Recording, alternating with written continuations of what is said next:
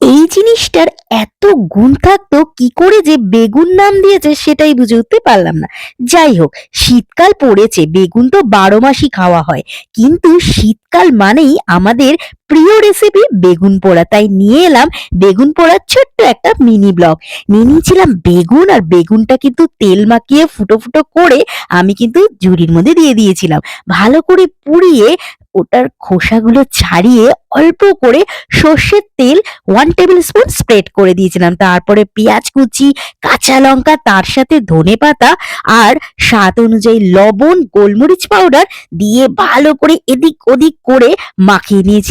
এইভাবে মাখলেই টেস্টটা কিন্তু আরো জমজমাট হবে। লঙ্কা, পেঁয়াজ কুচি, ধনেপাতা, নুন আর গোলমরিচ দিয়ে ভালো করে মাখিয়ে নিয়েছিলাম। তোমরা কিন্তু টমেটো কিছু অ্যাড করতে পারো। রেডি হয়ে গেল আমাদের প্রিয় রেসিপি বেগুন পোড়া। ভিডিওটা ভালো লাগলে চটজলদি কিন্তু এই ভিডিও রেসিপিটা থেকে এই বছর শীতকালে কিন্তু বানিয়ে ফেলো বেগুন পোড়া। সত্যি অসাধারণ টেস্ট, মুখে কিন্তু জল চলে আসার মতো এই রেসিপি। হয়ে যাওয়ার পর স্প্রেড করেছিলাম সর্ষের তেল। তো রেডি বেগুন পোড়া। চলো আজকের ব্লগটা এই পর্যন্ত, টাটা।